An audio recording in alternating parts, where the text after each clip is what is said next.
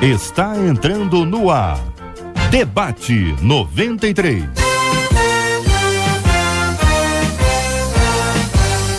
Realização 93 FM. Apresentação J.R. Vargas. Alô, meu irmão, alô, minha irmã, aqui fala J.R. Vargas.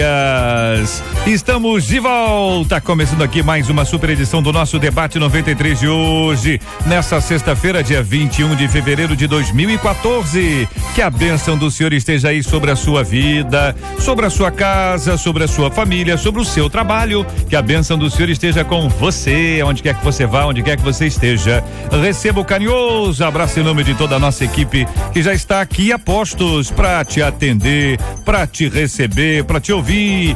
Você liga, você fala com o Debate 93. Fale com o Debate 93. 2461-0093. E-mail debate@radio93.com.br. Facebook Rádio 93 FM. Site www.radio93.com.br. Hoje, ainda dentro do nosso Debate 93 de hoje, temos as notícias mais importantes da manhã no Debate 93. Vamos querer a sua opinião, a sua participação, a participação dos nossos debatedores aqui nesses principais assuntos. Tem coisa impressionante. Como é que pode uma filha se juntar ao marido e matar a mãe? É um negócio assustador. Quando a gente acha que já viu de tudo assim, surgem coisas impressionantes como essas que nós vamos conhecer, comentar e compartilhar, tendo aqui a opinião dos nossos colaboradores sobre esse assunto, assim como esse banho de sangue na Ucrânia, na Venezuela. Isso é munição para nossa intercessão, gente. Nós temos que orar pelas missões mundiais, pelo trabalho que está sendo feito, pelo evangelho que se espalha pelo mundo afora. Além de tudo, existe alguns alentos assim, um milagre, uma criança que para de respirar e de repente, pela graça de Deus, volta. Vai conhecer tudo isso hoje, já. As notícias mais importantes da manhã no Debate 93. E nesse ano vamos juntos viver a alegria de sentir o prazer de estar com vocês. A 93. A JR diz aqui um dos nossos queridos ouvintes: como diferenciar um momento de fraqueza espiritual de um estado de afastamento do Senhor? Uma coisa leva a outra. Pergunto isso porque tenho convivido com pessoas com atitudes assim, completamente fora da vontade de Deus. E elas justificam dizendo que estão no momento de caverna, assim, de fraqueza espiritual. Aí elas xingam, elas se envolvem em experiências sexuais ilícitas, entre outras coisas, e a desculpa é que estão fracos. O que de fato é uma fraqueza espiritual? Qual a diferença entre alguém que está nesse estágio de outro que nem serve a Deus? Como evitar que as fraquezas nos afastem dos caminhos do Senhor? Pergunta um dos nossos queridos ouvintes. Este é o Debate 93 com J.R. Vargas na 93 FM. A nossa menina da mesa de hoje é a pastora Nadiege Macário, que é membro da Igreja Batista Central de Niterói e é coordenadora do projeto Edificando Adoradores. Nadiege, bom dia, seja bem-vinda. Muito bom tê-la aqui no nosso Debate 93 de hoje, uma vez mais. Você destacou, querida, a frase "pergunto porque tenho convivido com pessoas com atitude completamente fora da vontade de Deus", é o que diz a nossa ouvinte, é o seu destaque. Bom dia, bem-vinda, por quê? Bom dia, JR, bom dia aos nossos queridos ouvintes da Rádio 93, bom dia aos nossos debatedores. Eu escolhi essa frase porque tem uma palavra aqui que me chama muita atenção, que é atitude. O que é atitude? É uma expressão externa da nossa vida, né? E essa expressão externa, ela indica o que tem dentro de mim. Então, quando eu olho que essa pessoa está tendo uma atitude de estar totalmente fora do caminho de Deus, ou fora daquilo que Jesus deixou lá em João 17, fala que ter a vida de Deus na pessoa, ou nela, através do próprio Jesus, ter uma intimidade, a gente percebe que realmente aí não há só uma fraqueza, aí há realmente um afastamento, né? E se você continuar aqui lendo, você vai ver que essa atitude leva a xingamento, leva a experiências sexuais ilícitas e muitas outras coisas. Então indica que realmente essa pessoa, ela não está somente com um momento de fraqueza, mas um momento totalmente fora da vontade de Deus. E esse tipo de pessoa que nós estamos vendo aqui, essa pessoa que mandou o e-mail, nós vamos encontrar sempre na igreja ou fora da igreja, porque de repente não está conseguindo se encaixar em alguma igreja, mas sempre vai existir essa pessoa. Então o que nós precisamos fazer é não se escandalizar com essas pessoas, é não olhar para elas para ter como parâmetro a minha vida com Deus, né? Isso é só para a gente iniciar. Pastor Marco Antônio Ferreira, da Igreja Metodista Central de Duque de Caxias, muito bem-vindo, bom dia, meu querido irmão, muito bom tê-lo aqui conosco uma vez mais, o nosso debate 93 de hoje. Na sequência dessa frase, a nossa ouvinte parece que interagiu com alguns deles, né? E ela diz que eles justificam dizendo que estão no momento de caverna, de fraqueza espiritual, aí elas xingam, elas se envolvem em experiências sexuais ilícitas, entre outras coisas, desculpa, que eu tô fraco espiritualmente, entendeu? Porque a carne é fraca, só lê até aí. O que pensa o querido irmão sobre esse assunto? Bom dia, JR, bom dia aos irmãos e irmãs debatedores e bom dia aos ouvintes. Olha, as pessoas, elas quando querem pecar, elas se utilizam de álibis, né? E aí ela vai usar toda sorte de desculpa para que ela possa se manter no pecado. Existe um fator aí fundamental, eu não quero, a gente com certeza vai aprofundar a discussão, mas é a questão do arrependimento, né? 1 João diz que a pessoa que vive no pecado, ela não é de Deus. Muito pelo contrário, ela é do diabo. Então, quando você ela se utiliza de uma desculpa, de um argumento, né, como o pecado, dizendo que está fraca, na realidade aí ela não tem arrependimento nenhum, né? Isso pode ser que e aí a gente tem que saber verdadeiramente como é que está a vida da pessoa naquele momento ali. Se está fraca, a pessoa erra, é fato, mas se ela sabe que errou e ela sabe que está fraca, se sabe que está fraca é porque tem uma medida, né? Parâmetro. Quem quer Deus vai procurar ajuda. Sim, pastora. Tem uma coisa que me chamou a atenção aqui, que ela compara caverna com fraqueza espiritual. No meu entendimento, caverna não é a fraqueza espiritual.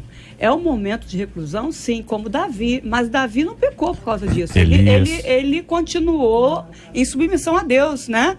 E ele não tirou, por exemplo, ele não tocou em Saul que estava na caverna. Então significa que não é uma fraqueza espiritual, é um momento, sim. Mas pode ser uma dessas expressões, deserto, quer dizer, a gente fala deserto e tempestade, são as mesmas coisas, só que são coisas completamente diferentes, né? Distintas, talvez uma expressão para simbolizar esse momento de tô no fundo do poço, talvez seja fundo do poço, né? É um buraco. Faz parte do processo. O deserto, né? A caverna faz parte. A caverna faz parte. Nós teve momentos onde Elias, ele estava na caverna e fazia assim, né? Porque tu estás aqui, né? Ele não fala aí, Elias, Deus, né? Está junto.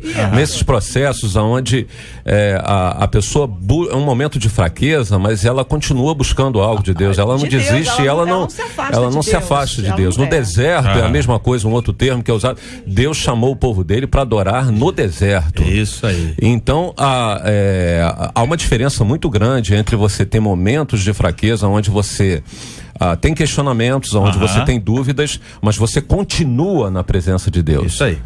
Deputado federal Harold de Oliveira, muito bom dia, seja bem-vindo. O que pensa o querido irmão sobre esse assunto? Bom dia, JR, bom dia, queridos ouvintes, debatedores.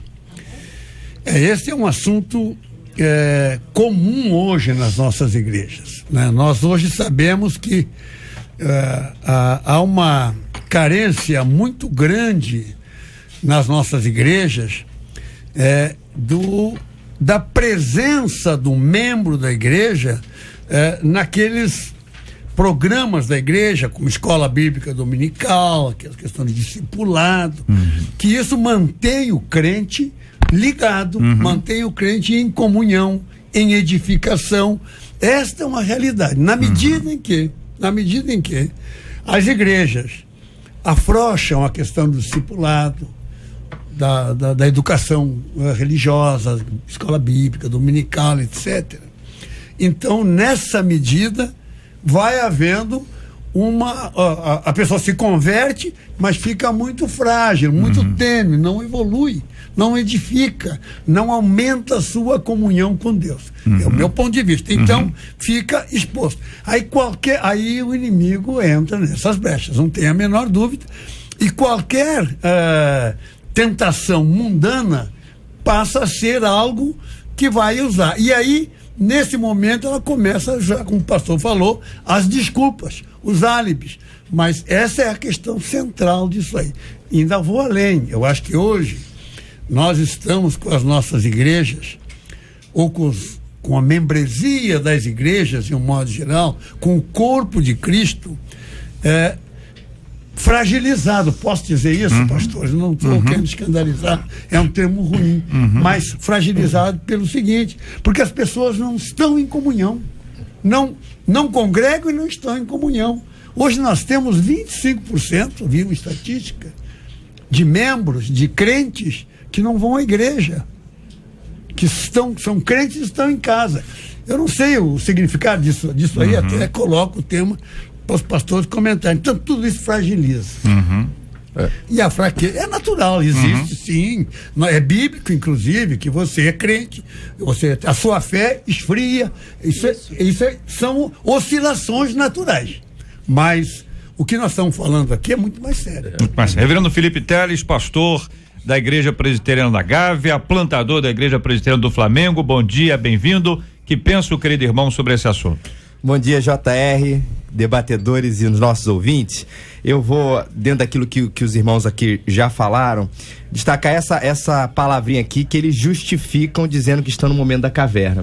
Eu acho que no momento que você tem que justificar uma atitude pecaminosa sua, com algum momento que você está passando, que na verdade foi o que o pastor Marco Antônio falou, não existe arrependimento, existe na verdade quase que um desejo consciente, legítimo de você pecar, e eu estou justificando esse meu fato com um suposto momento em que eu me encontro espiritualmente fraco. Eu acho que se existe justificativa, ele já não é, eu acho que ele já não é mais uma fraqueza.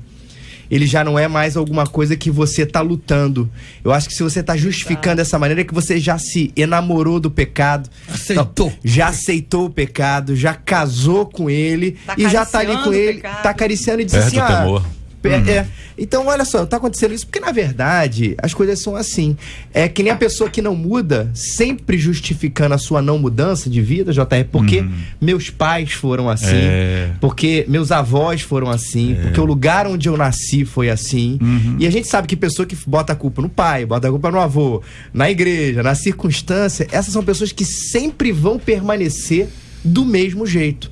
Que se esse indivíduo, se essas pessoas aqui quisessem mudança, elas não justificariam. Eu ouvi uma história que eu fiquei muito impressionado aqui nesta mesa de ouvintes, dizendo que existem algumas pessoas que num período de carnaval, eles propositalmente deixam a igreja. Certo? Aí sexta-feira ele se desliga, entendeu? Aí quarta-feira ele queima alguma coisa, arruma uma cinza, leva, né? E quinta-feira ele tá de volta à igreja.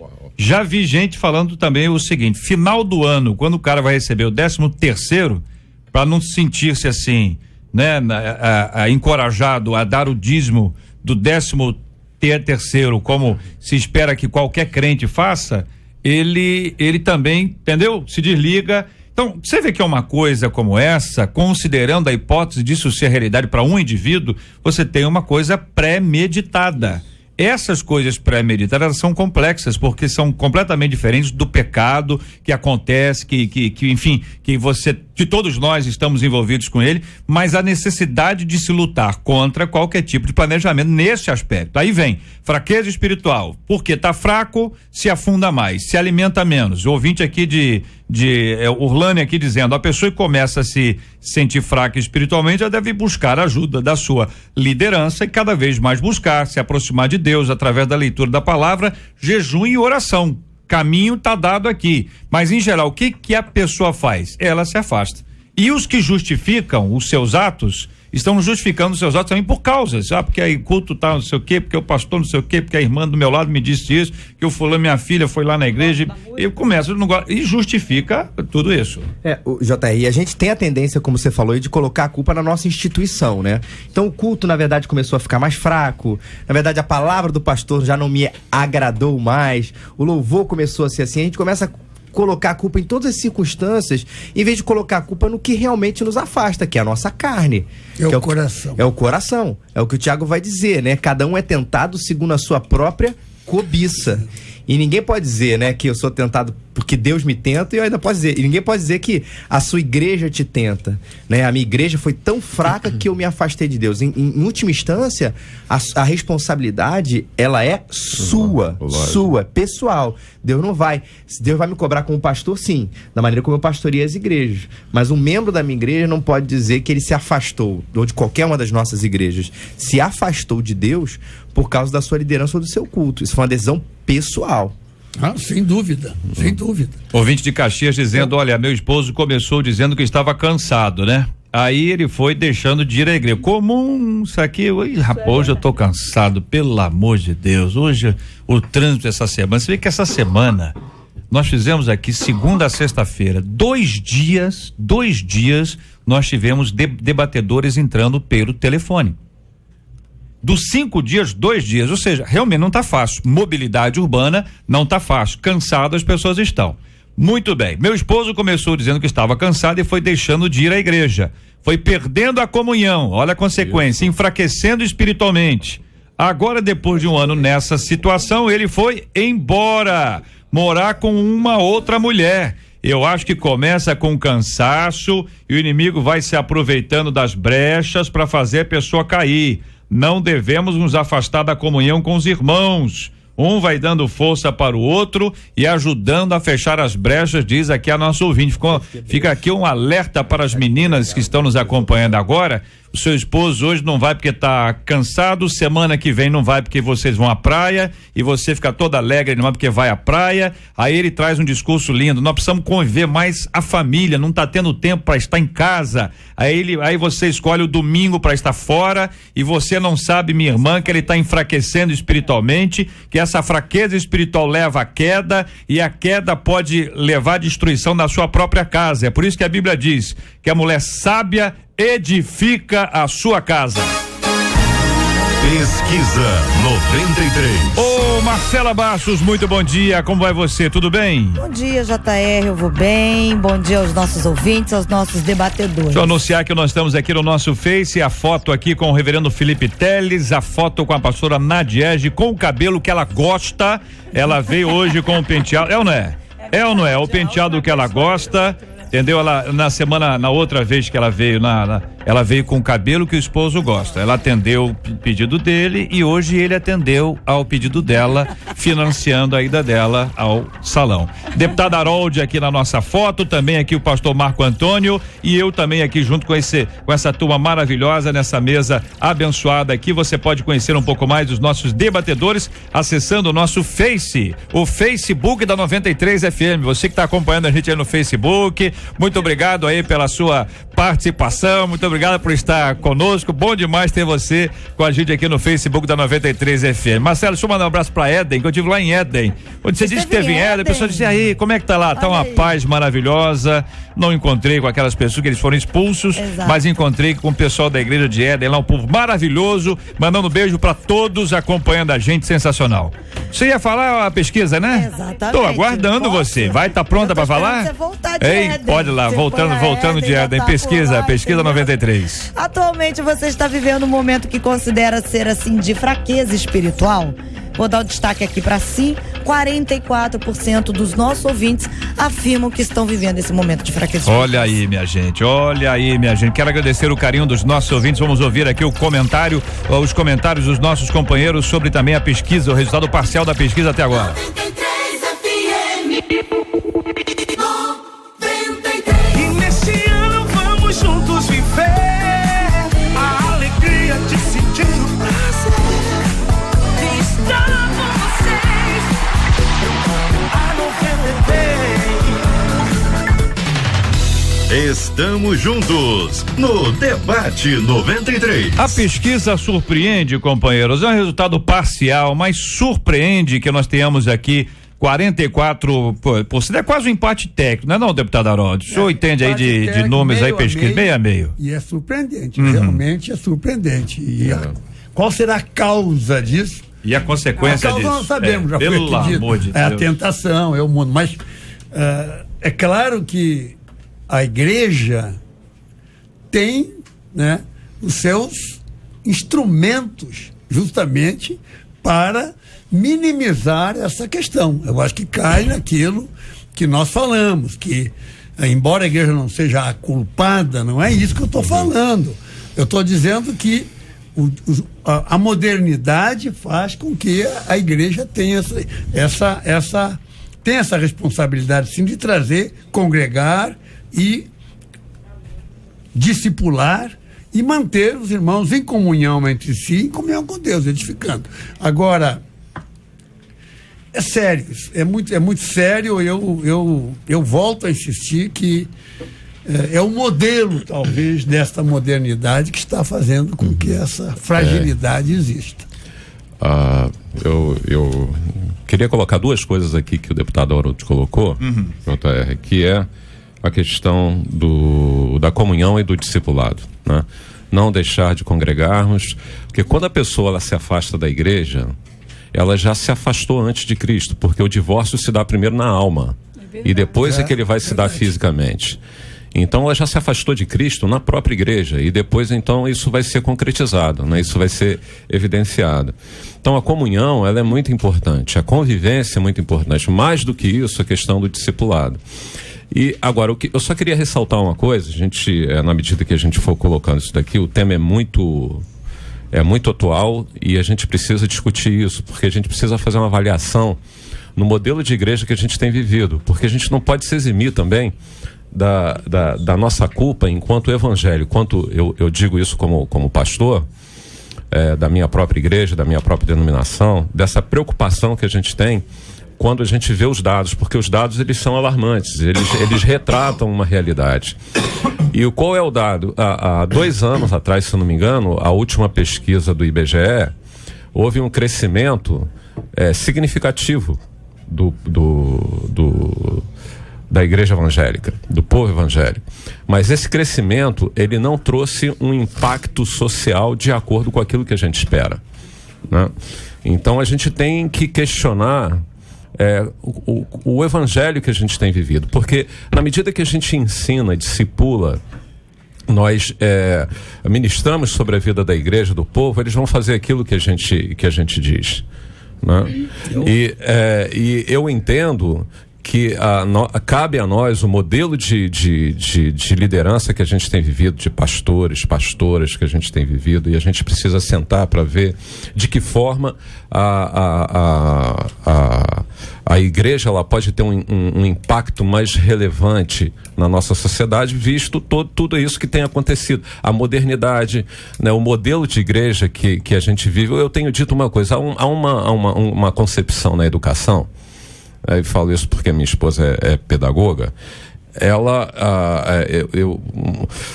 uma coisa que é muito comum na área da educação, de que se tem um aluno do século XXI, se tem um professor do século XX, um modelo do século XIX. E um modelo do século XIX. Eu diria que às vezes na igreja nós encontramos isso também. Então nós temos que nos atualizar. O odre, o vinho, o vinho nós encontramos o vinho novo, porque de Jesus da água ele faz vinho. Então nós encontramos com certa facilidade. A questão do odre, né? Então esses odres eles precisam ser reformados continuamente, né? Porque se o nosso odre não for capaz de mudar, então o nosso odre não é legítimo, né? Porque ele tem o evangelho. Ele vem através dos tempos e ele é ministrado em qualquer cultura, em qualquer tempo, em qualquer época, né? Em qualquer país. Então, quando a gente fala da questão isso vai justificar o comportamento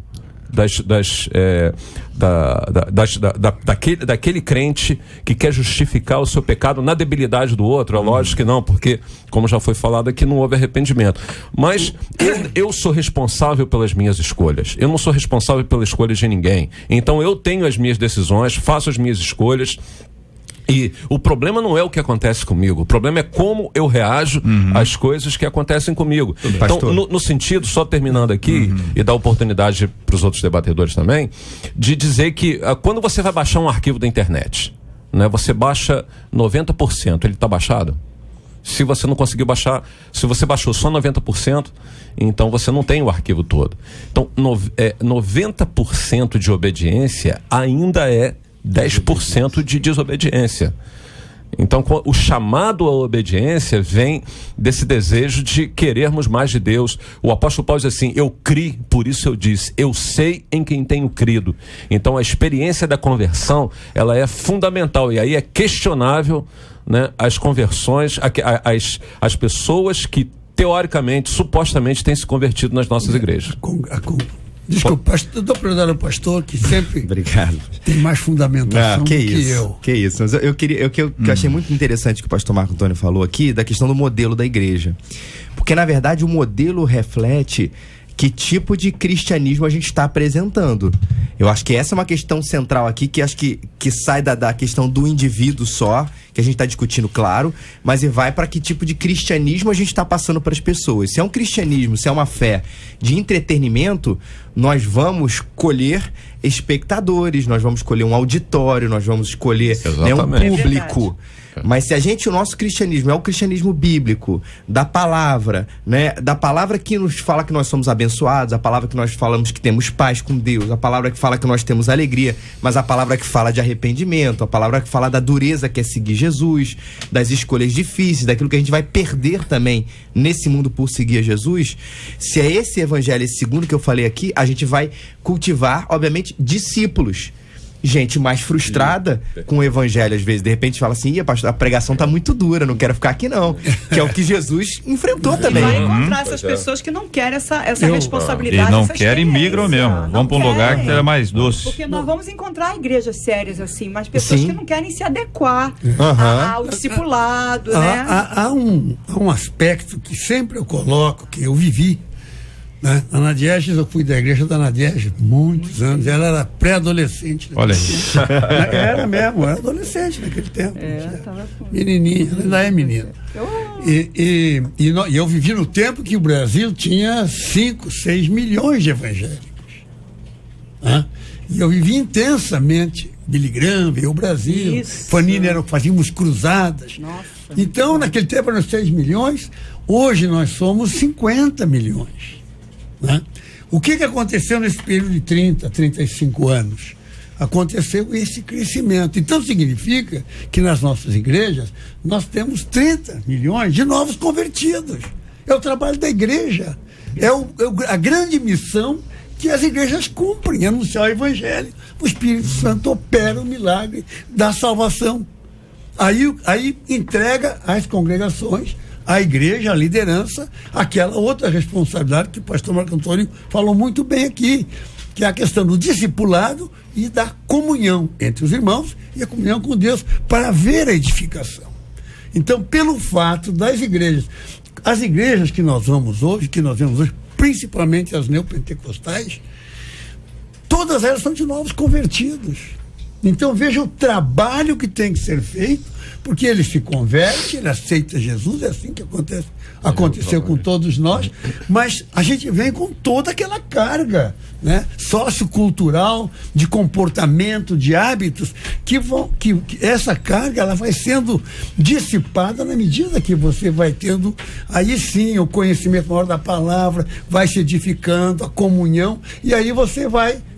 Agora, se você não tem isso na igreja, eu coloco de novo, aí você vai continuar perdido. E uma brecha para o inimigo entrar. Porque você. A atitude mundana de retomar. Se não tiver realmente um trabalho de base. Esse é o meu ponto de vista. Né? Desculpa. Essa é a minha opinião. Eu queria colocar para comprar. Acho que todos colocaram. Porque as pessoas se convertem e tem que ter esse trabalho, né? Porque não adianta levantar a mão, não adianta ir lá na frente, pegar o nome e depois. tem que ter realmente esse trabalho de base, a gente tem que arregaçar as mangas, né? Tem que trabalhar, tem que gastar tempo, porque a gente às vezes não quer gastar tempo, tem que gastar tempo com aquele novo convertido, dá trabalho, não é? Então eu acho que é isso, a gente também precisa fazer isso, né? Mas também não é desculpa para esse fato. Claro, as duas coisas, elas precisam. Jesus tinha dois ambientes, né, onde ele ministrava a palavra e os seus ensinos. Um ambiente era o ambiente onde tinha a multidão, né, era o púlpito dele, né, e o pastor, todo pastor precisa disso, pastor e pastora, né, ele precisa ter um ambiente do púlpito, onde ele fala para a multidão, e precisa ter um ambiente da mesa, que é a comunhão, né, onde ele trata mais, era onde ele tratava as questões mais profundas com os seus discípulos, com os apóstolos. Então, confronto, no meu entendimento, ele tem que ter o confronto para a pessoa sair do pecado, que quem convence é o Espírito Santo de Deus, não somos nós, mas no sentido do acompanhamento, tem que haver o discipulado, né? A Bíblia fala isso, sozinho nunca, sozinho não, né? Melhor serem dois, né? O acompanhamento, ele é fundamental. Agora, o confronto sempre tem que haver, né? O confronto tanto com aquele que tem uma prática de pecado, né? Aquele que está chegando na igreja, que vai a um culto, né? ou numa célula, como também para o crente que já está há algum tempo na igreja e que às vezes tem práticas, né? Já tem a mente cauterizada, e muitas vezes ele tem dificuldade de ser confrontado também. Às vezes é até mais difícil, um trabalho mais difícil, um trabalho pastoral mais difícil. Eu só gostaria de ressaltar aqui, dizendo o seguinte, um exemplo muito claro é a questão do filho pródigo, né? Tá ali dois extremos, onde esse equilíbrio que a gente precisa ter entre você oferecer graça àquele que se deliberadamente foi para viver no pecado, como também ter uma palavra de esclarecimento para aquele que vive na casa do Pai, mas não tem noção, não sabe o que é um Deus que chama para dançar. Eu queria ressaltar uma característica da igreja nascente, primitiva, a igreja que veio ali, da qual nós todos participamos por herança da sua história, que eles tinham um compromisso com o aprendizado.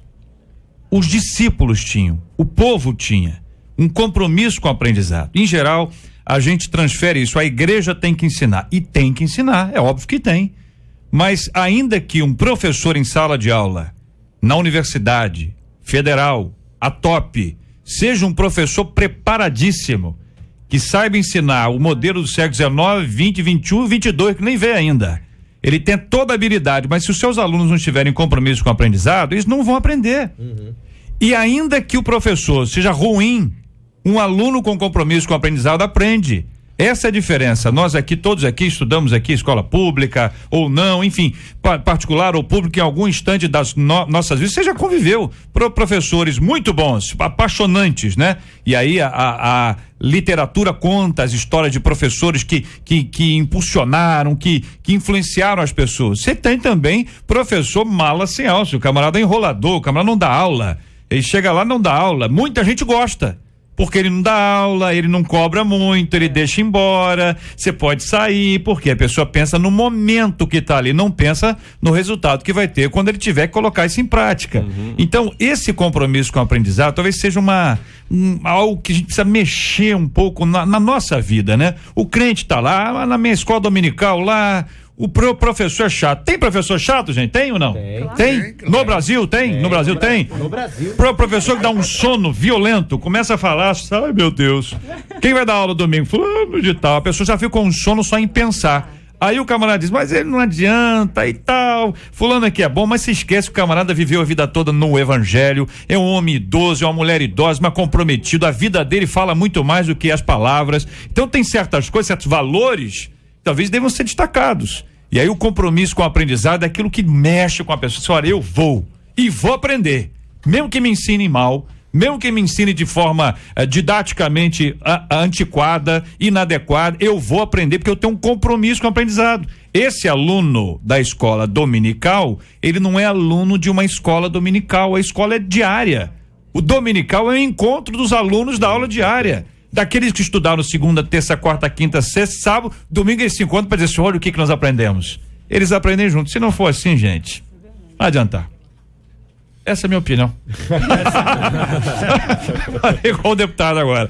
Gente, olha aqui, a sequência disso aqui, o nosso ouvinte diz assim, qual a diferença entre alguém que está nesse estágio de outro que nem serve a Deus? Como evitar que as fraquezas nos afastem dos caminhos do Senhor? O que vocês acham, queridos companheiros? Essas duas últimas frases, esses dois últimos destaques aí do texto que a nossa ouvinte nos encaminhou. Olha, eu acho que alguém que está nesse estágio e outro que não serve a Deus tem uma diferença muito clara na relação da pessoa com o pecado. Teoricamente, vamos botar assim, se eu estou num momento de fraqueza espiritual, um pouco mais afastado, eu tendo a olhar para o eu como crente, tendo a olhar para o meu pecado e dizer assim, nossa, mas eu não devia ter feito isso, eu não estou me reconhecendo, eu estou voltando a ser, as nossas expressões, né, o velho homem, a carne está começando a falar mais alto, eu começo a olhar isso com um olhar de tristeza, de tô tentando, mas não tô conseguindo. Uma pessoa que não serve a Deus, ela não tem essa coisa do arrependimento, JR. Ela olha pro pecado, não como pecado, mas como uma coisa prática do dia a dia, algo normal, algo do cotidiano, prazerosa. Então existe essa diferença. Eu posso estar pecando, né, não vivendo em pecado, posso estar pecando como cristão e olhar assim, que tristeza, fiz isso. E tem a terceira. Diga. Que é aquela que conhece a verdade, mas deliberadamente prefere viver pecando. Né? É a terceira. Ela não sente que está se afastando de Deus, ela acha que de repente é até normal. Entendeu? Porque hoje o mundo está tão mudado, afinal, não é? A gente escuta isso. Eu acredito que vocês também escutem isso no gabinete ou então na igreja, numa conversa, porque de repente você vê o mundo como está hoje. Por exemplo, essa semana eu ouvi de uma adolescente de 13 anos que, pelo acompanhamento da novela que ela teve passada, que ela achou tão lindo o amor de dois homens, que ela não vê mal nisso. Então, se amar, o amor não é de Deus. 13 anos, vive na igreja, é uma menina com temor, mas olha, está entrando na mente desses adolescentes, pré-adolescentes, das nossas crianças que estão na escola. Mas isso está na escola, não é só no Félix, não, está na escola, lá naquele manual. Como é que foi? Como é que é o nome daquele material, deputado, que a gente está encaminhando para os ouvintes aí? Cartilha, a cartilha. A cartilha, o governo, sim, mas o governo fez na cartilha, mandando para as escolas, e as escolas formam as crianças, e essas crianças chegam, né, nessa idade, 10 anos, 11 anos, já achando normal. Normal. É a desconstrução. Aliás, a palestra da pastora Damares Alves, que está rodando o Brasil. É uma bênção essa palestra. Ontem houve uma reunião em Brasília, é o congresso da CGADB, da Confederação da Assembleia Geral das Assembleias de Deus do Brasil. E o tema foi justamente essa desconstrução que está acontecendo e a necessidade, porque a Assembleia de Deus, qual é a necessidade? É, primeiro de tudo, evangelizar, é levar a palavra. Então, fizeram um projeto de evangelizar durante a Copa do Mundo, e até aqui no Rio a Rádio 93 vai participar desse projeto. Enfim, essa é a luta. Quem quiser essa palestra da pastora Damares, basta pedir mandando o endereço por e-mail para harolddeoliveira@harolddeoliveira.com.br. É um DVD que você recebe em casa gratuitamente. Mande o endereço corretamente, que vai chegar em menos de uma semana. Muito bem, aqui de Niterói, ouvinte dizendo, algumas pessoas dizem que estão esfriando na fé e colocam a culpa no pastor, no sistema ou na esposa, quando na verdade ela não quer largar o pecado. Meu esposo aprontou muito, aí ele se converteu, né? Mas vive arrumando desculpas para não se firmar. Só vai à igreja aos domingos e de má vontade ainda. Continua grosseiro e reclamando de tudo. Na verdade, essa frieza espiritual é a falta de vontade de mudar e andar de acordo com a vontade de Deus. Da ira do governador, outro ouvinte dizendo, e quando esse desânimo, esfriamento espiritual vem do pastor? Ih, olha aí, companheiros. Ele foi esfriando, era quanto o caso aqui. Ele foi esfriando e acabou fechando a igreja. As ovelhas se dispersaram e muitas estão desanimadas, conta aqui compartilha aqui uma de nossas queridas ouvintes. De vez em quando eu ouço alguém abordar esse assunto, especialmente a questão do burnout, esse sufocamento que existe, esse esgotamento espiritual que existe em muitos líderes, que chega neste ponto do desânimo total, entendeu? E às vezes a pessoa não tem um grupo de apoio, uma liderança espiritual, gente para orar junto, para levantar o homem. O homem também é ser humano ou é anjo? Quando a gente fala que é o anjo da igreja, acho que o cara é anjo mesmo, né? O cara é anjo da igreja no sentido bíblico ali, sentido espiritual, mas ele é muito de carne e osso. Essa questão do burnout, essa questão do esgotamento espiritual está muito presente na vida dos nossos pastores, né? Há diversas estatísticas muito mais em relação dos Estados Unidos do que no Brasil, a gente não tem muitos dados sobre isso, mas é alarmante, de pastores cansados de estarem na sua igreja. E aí não é só a questão do pecado, isso também tem uma questão da carga de horário, a carga de trabalho, a carga de cobrança. Não tiram um dia para descansar. Não tiram um dia para não respeitam essa questão de tirar um dia sabático. E aí isso acaba refletindo no púlpito, acaba refletindo no cuidado, na atenção com as ovelhas, em um monte de coisa, porque a pessoa também já não tem mais nada o que dar de tão cansado que esteja. Acho que esse é um outro desdobramento, né? Que não tem tanto a ver com o namoro da pessoa com o pecado, mas há um entendimento dele como ser humano que precisa de descansar, que precisa de tempo, de um monte de coisa. E isso também pode acontecer por falta, às vezes, do próprio pastor ter o momento dele com Deus sozinho. Então a gente tem tanta coisa para fazer, são telefonemas, são aconselhamentos e palavras que tem que preparar. Preparar uma palavra não é você fazer uma devocional, você ter um momento com Deus, você tirar aquele tempo para você cantar com o Senhor, seja na mente, seja em voz alta, para você ler uma palavra e ficar ali meditando naquela palavra. Senhor, fala comigo, ministra. Quer dizer, falta também esse tempo. A gente tem que ter essa constância na nossa vida, essa disciplina, obrigada. Disciplina de ter esse momento. De não olhar a palavra apenas como um instrumento. Como um instrumento de trabalho, vamos dizer assim, mas como alimento, porque a palavra tem que ser alimento para mim, porque quando eu me alimento, eu estou me revigorando. E aquele momento com Deus é revigorante realmente, porque isso é o que Deus fala na palavra, que Ele nos revigora, Ele nos fortalece, Ele nos dá nova direção, amplia a nossa visão, e falta esse momento, muitas vezes, do pastor, não porque ele quer, mas porque de repente ele corre, atende, e quando ele vê, já está tão cansado que ele tem que dormir para acordar para fazer tudo a mesma coisa, né? Então a gente tem que ter muito cobrado. Eu volto a dizer aqui o seguinte: a igreja tem que pastorear o pastor.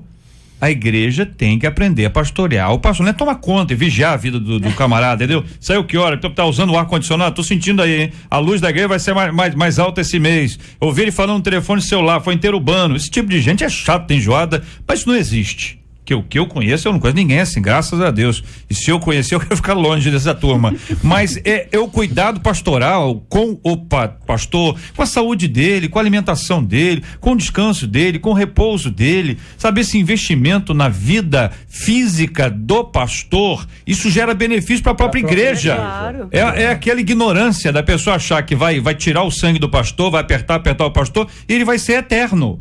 Mas é exatamente isso que a gente está falando aqui, quando a gente fala, porque o tema fala de um ouvinte que ele, talvez ele ou ela esteja meio confuso, né, confuso com a fraqueza espiritual, com uma vida de pecado, né?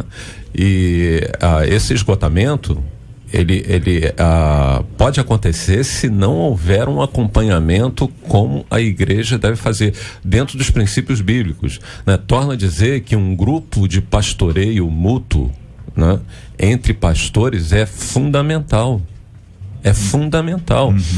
E o discipulado, o acompanhamento, não é um acompanhamento onde acontece nos encontros de domingo na igreja, mas um acompanhamento semanal, onde tem a prestação de conta, né? A diferença entre Davi e Saul é que Saul ele tinha um mentor que foi procurar quando ele já estava morto, né? E quando ele se deu conta já tinha cometido pecado. Davi tinha 5, mesmo assim ainda pecou, né? Então a mentoria, né, o processo processo de mentoria, de acompanhamento, de discipulado mútuo, de acompanhamento mútuo, ele é fundamental. Agora, na nossa vida pastoral, nós corremos um risco seríssimo, que é de fazer da nossa atividade, da nossa atividade profissional, uma confusão com vida com Deus, que muitas vezes isso daí é o cumprimento da nossa agenda, que muitas vezes ela se torna extremamente desgastante, mal compreendida, até mesmo pela igreja, né, pelo seio da igreja. Mas nós precisamos criar a disciplina de ter a nossa vida com Deus. Conversamos hoje aqui sobre a questão da fraqueza espiritual que atinge a todos. Vimos aqui pastores e ovelhas. Fraqueza espiritual é algo muito presente. Vamos ver a pesquisa como é que ela acaba, mas o dado que nós inicialmente aqui recebemos foi um dado bastante alto. Vimos aqui que isso não pode ser usado como desculpa, porque se alguém sabe que está fraco, é porque sabe que enfraqueceu. Se sabe que enfraqueceu, sabe o caminho do fortalecimento. O esfriamento, ele nunca é instantâneo, ele é um passo a passo. Observe a sua vida e veja você mesmo, você mesma. Fotografe a sua vida e observe se você está mais para lá ou você está mais para cá.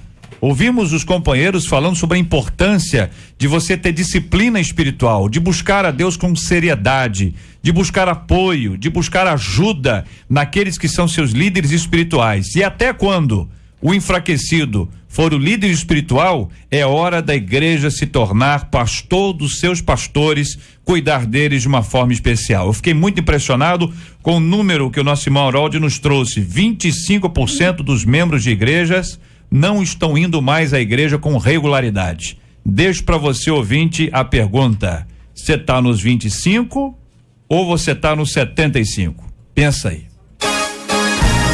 Pesquisa 93. Resultado final da nossa pesquisa 93 de hoje, minha gente. Vamos ao resultado final. Diminuiu aqui, começamos, falando do sim, então foi de 44% dos nossos ouvintes afirmando que estão vivendo um momento de fraqueza espiritual para 26% deles afirmando. Muito obrigado aos nossos maravilhosos ouvintes. É um resultado ainda forte, mas fica aí para a reflexão dos nossos amados companheiros ouvintes que nos acompanham todos os dias. Eu sempre agradeço por essa audiência. As notícias mais importantes da manhã no Debate 93. A polícia do Rio procura uma mulher de 39 anos acusada de matar a própria mãe. Com a ajuda do namorado, 21 anos mais novo, Samile Fonseca é a principal suspeita do crime que chocou Santa Cruz, na zona oeste do Rio. O corpo de Sônia Maria Fonseca, de 62 anos, foi encontrado dentro da casa onde ela morava, enrolado a lençóis e concretado embaixo da pia da cozinha. Um banho de sangue indignou o mundo após uma onda de manifestações em Kiev, capital da Ucrânia. Cerca de 75 pessoas morreram e mais de 500 ficaram feridas. Foi o episódio mais violento no país nos últimos 20 anos. Para conter a onda de violência, o presidente anunciou hoje redução dos poderes dele e a antecipação das eleições. Na Venezuela, que também vive um momento de protestos, até agora 3 pessoas morreram e dezenas ficaram feridas. O governo disse que vai prender todos os acusados de oposição. Um bebê de 5 meses parou de respirar durante o engarrafamento na Flórida, nos Estados Unidos. Sem ter como sair do local, a tia utilizou o instinto para salvar a criança. Ela fez a respiração boca a boca e reanimou o sobrinho. O incrível salvamento foi registrado por um fotógrafo. O bebê foi atendido depois pelos bombeiros e levado para o hospital. O quadro de saúde dele é estável. Olha aí, minha gente, essas notícias, ô pastor Marcos, quando a gente viu, a gente acha que já viu de tudo, né? A gente observa uma ação como essa de provavelmente, é a suspeita, naturalmente, sem uma investigação em andamento, mas a polícia tem vários motivos para acreditar que de fato a filha é a responsável, né? Ela está sendo acusada, a filha com o genro. Enrolada, concretada, estava sendo feita uma obra na casa para poder dividir a casa ali, porque a mãe era contra o relacionamento. Isso aumenta ainda mais a situação. Piora quando uma colega escuta a filha respondendo sobre onde é que tá sua mãe, aí a filha disse, ela tá viajando, tá certo? E agora estão todos em busca disso aí. Que loucura, hein? O que assusta mais a gente é o requinte de crueldade, né? Que a gente pensa assim, até que a que ponto, né, chega o ser humano, porque é uma coisa absurda, né? Você matar e concretar a sua própria mãe, né? E depois ela vai ter que inventar desculpa para poder dizer, para não assumir o homicídio. Então são coisas terríveis que a gente tem visto, né? Cada vez piores, né? Não só as mães deixando os filhos nas lixeiras públicas, pai matando filhos matando pai, mas o requinte de crueldade é que assusta. Um abismo está chamando outro abismo, como assim nós estamos vendo na Ucrânia e na Venezuela. São dois assuntos internacionais aqui de suma importância, porque nós temos orado pelo mundo, nós pedimos a Deus para mudar a história, transformar, nós temos orado pelos líderes como tem que ser, e esse episódio na Ucrânia agora, mais de 500 pessoas feridas, mais de 75 pessoas mortas, esses são dados oficiais. Depois que abre mesmo lá para ver o que aconteceu, as coisas são complexas, né? É uma guerra, tá acontecendo uma guerra. Lá o presidente já se propôs, já anunciou redução dos poderes dele e antecipação das eleições. Por outro lado, Venezuela, você tem o mesmo quadro, tem gente morrendo adoidada, é uma coisa impressionante, e as informações de lá, de uma instabilidade muito, mas muito grande. Existem lideranças, né? A morte dessa menina, essa Miss, gerou esse momento difícil, né? Esse constrangimento mundial em relação a esse episódio, e o Maduro, que é o presidente, talvez esteja sendo tanto quanto imaturo. Da Ucrânia já percebeu a realidade que estava ali. Quem é oposição é preso. A oposição está preso. Que regime é esse, hein? Deputado Harold. Esses movimentos começaram, né? O ano passado, o ano anterior, há 2 anos atrás, com a Primavera Árabe. Foram as reações às ditaduras, aos governos autoritários no Oriente Médio. Muitos mudaram, né? Os governantes renunciaram com confrontos e com conflitos. São revoluções. A revolução justamente é uma mudança de rumo, é uma alteração. Por isso que é uma revolução. E na Ucrânia a mesma coisa, governo autoritário, essa coisa toda, e a população reage. Inicialmente faz manifestações pacíficas, depois ocorrem aqueles que são politizados, ideologicamente interessados, se infiltram e, ao se infiltrarem, tornam violentas essas manifestações, e é uma escalada. E chega no momento que está agora, que é o confronto de civis armados e as forças responsáveis armadas do outro lado. Mesma coisa acontecendo aqui na Venezuela. Mas o triste é que o nosso governo é apaixonado pela Venezuela. Então eu chego a olhar e dizer, cuidado, temos que colocar as barbas de molho, porque a Venezuela pode ser o Brasil amanhã. Está começando aqui. Tem um vídeo pela internet mostrando o apoio que o presidente Lula, ex-presidente Lula, deu ao presidente Maduro. Quem quer ver tá aí no YouTube aí, vai lá. Eu acho que a gente precisa, como a Bíblia diz, orar em favor dos reis e todos que se acham investidos de autoridade. Como cristão a gente precisa interceder, mesmo que esteja distante da gente. Não é só pelo Brasil, mas é pela Ucrânia, pela Venezuela. Mas a igreja nunca pode ser conivente e nem apática a qualquer coisa que tenha a tirar um direito primordial do ser humano, que é de liberdade. A igreja não precisa ser partidária, mas ela não pode ser apolítica no momento em que um direito tão importante do cidadão é tirado de dizer o que ele pensa ou coisa parecida. Eu fiquei muito impressionado, evidentemente nós estamos de longe, mas quando o líder da oposição, o Leopoldo López, ele fez o discurso dele, depois desceu e se entregou para ser preso, eu fiquei muito impressionado. Também fiquei muito impressionado com a esposa dele ao lado dele o tempo inteiro. Não é? Viu aquilo? Ela ao lado dele o tempo, sabendo que o marido ia ser preso. Sabe-se lá o que vai acontecer com ele. Porque ali não se sabe absolutamente nada. Então, Ucrânia nessa guerra terrível, quem já viu as imagens, viu os caras de arma de fogo, atirando, e dos dois lados. Esse é um episódio muito triste. Agora, por outro lado, nós temos aí, lá na Flórida, um outro episódio que ameniza muito todos esses assuntos, né? O menino estava no engarrafamento, o menino parou de respirar, 5 meses de idade, e bebezinho, e aí a tia utilizou lá um instinto para salvar a criança, fez a respiração boca a boca e reanimou o sobrinho. A nossa equipe conversou com alguns médicos para ter um pouco mais de informação sobre esse assunto, né? Então tem uma grande possibilidade de ser uma síndrome chamada síndrome da morte súbita, que é uma coisa terrível, que na maioria esmagadora dos casos leva a óbito. Tá certo? Leva a óbito. Quer dizer, o fato de voltar à vida, até por uma médica não evangélica que nós entrevistamos aqui, a nossa equipe entrevistou, disse: olha, reanimar a criança é um milagre. E a tia, o que a tia fez? Desceu do carro e passou a ajoelhar para agradecer a Deus pelo que aconteceu, com linda cena. Essa é uma cena realmente maravilhosa, tremenda, de reconhecimento da vida, reconhecimento do amor. Aqui fala do instinto dela, o instinto que ela teve, que é o amor, né? Ela passou ali, soprou, deu vida a essa criança e ela estava observando, provavelmente, porque essa criança para de respirar. Agora, uma coisa que me chama a atenção é esse instinto que de Deus também para nos dar a vida, né?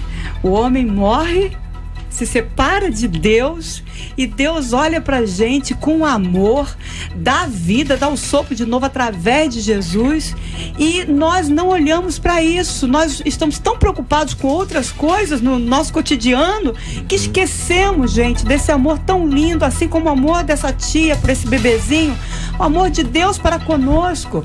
Então a gente realmente tem que agradecer, como fez essa tia. Tem que agradecer, levantar as mãos para os céus e glorificar: Senhor, muito obrigado, porque o Senhor me deu vida de novo contigo, comunhão contigo, vida eterna. Muito obrigado aos nossos companheiros pela análise desses assuntos do nosso dia a dia. As notícias mais importantes da manhã no Debate 93. Este é o Debate 93 com J.R. Vargas. JR, diz aqui uma de nossas queridas ouvintes: olha, o meu marido, ele é 10 anos mais velho que eu, estamos casados há 3. Antes de nos unirmos, combinamos que só teríamos filhos após o término da minha faculdade. Tava tudo certo, até a nossa igreja começar a interferir. Uma irmã da igreja veio me procurar, alertando que, como ela não quis engravidar, Deus colocou uma ferida no útero dela. Será que isso é verdade? Estou extremamente triste. Não é que não queira filhos, não. Eu quero apenas ter condições melhores para tê-los. O grupo de irmãs já até escolheu o nome do meu futuro filho. A última profecia que eu recebi, a irmã bradou do púlpito: é melhor um filho que uma doença. E deu lá o nome da doença. Como suportar uma pressão tão grande? O que esses irmãos estão enxergando que eu não estou vendo? Pergunta ao ouvinte. Como impor limites às pessoas que gostam de interferir em nossas vidas? O fato de não querer ter filhos agride o coração de Deus?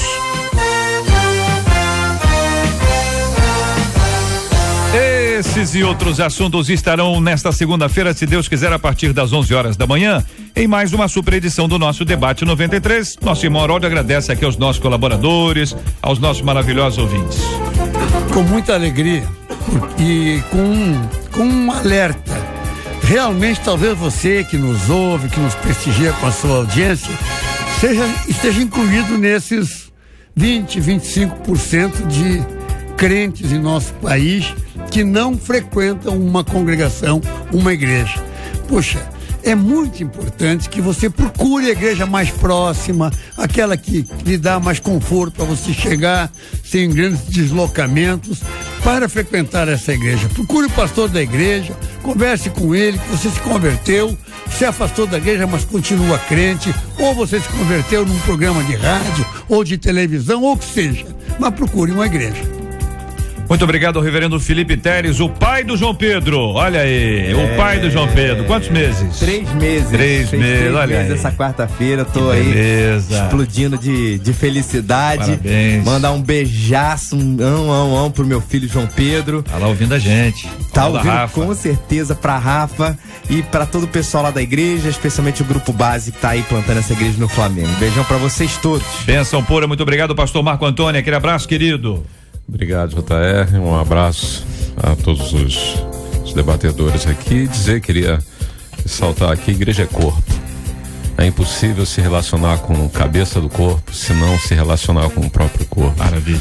Né? E que um abraço aí, beijão aí pra minha família, pra minha esposa, Cassiana, meus filhos, pro Caio, pro Vitor.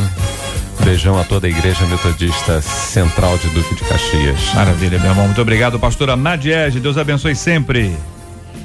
Obrigada por mais esse momento de estarmos juntos aqui. E eu queria falar para você, ouvinte, que o desejo de Deus é que você seja um com Ele através de Jesus, para que você viva sob a verdade da palavra e a bênção da palavra. Então não esqueça que Deus o ama e deseja você bem pertinho dele.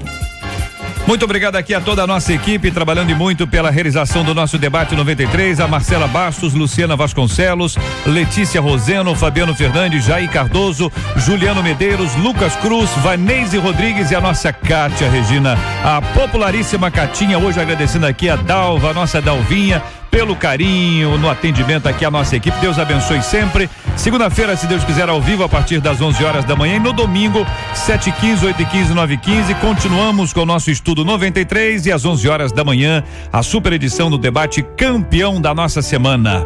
Vamos orar juntos, pastora? Vamos orar com os nossos ouvintes? Vamos apresentar este querido tema diante de Deus em oração. Vamos orar também pelos enfermos, pela cura dos enfermos, pelo consolo dos enlutados, como nós temos orado aqui todos os dias, e o Senhor, pela sua graça e misericórdia, tem atuado em milhares e milhares de vidas. Pai, obrigada pelo teu amor tão grande, tão imenso, que o Senhor dispensou para as nossas vidas. Obrigada, Senhor, porque Jesus nos deu vida. Obrigada porque nós podemos viver debaixo da bênção, Senhor Deus, de ser um só contigo. Agora, Pai, toma a direção na vida daqueles que necessitam, que estão se sentindo fraco e que necessitam que o Senhor fortaleça, que o Senhor direcione. Pai, em nome de Jesus, eu peço por essas pessoas que estão desejosos de voltar ao caminho certo contigo, que estão se sentindo fraco, que eles possam, Senhor Deus, encontrar o caminho do fortalecimento através da tua palavra, da comunhão contigo. Toma, Senhor Deus, os enfermos, esteja com eles, visita, coloca a tua boa mão ali, cura conforme a tua vontade, Senhor Deus, dá, Senhor, o consolo, Senhor Deus, o fortalecimento do seu físico, do físico de cada enfermo. Toma também aquelas crianças que necessitam, Senhor, de ti, que estão sofrendo violência, Senhor Deus, na mão de pessoas que não têm qualquer amor, Senhor. Eu te peço que tu cuides de cada uma delas, dê o escape, Senhor Deus, guarda, proteja, Pai. Toma cada um de nós nas tuas mãos, Senhor Deus, e nos abençoa, nos orienta para que possamos viver sempre em comunhão contigo, aliançado contigo, sob a tua palavra, Senhor Deus, sendo direcionado por ti. Eu agradeço e peço a tua bênção sobre cada um de nós, em nome de Jesus. Amém. Que Deus te abençoe. Você acabou de ouvir Debate 93.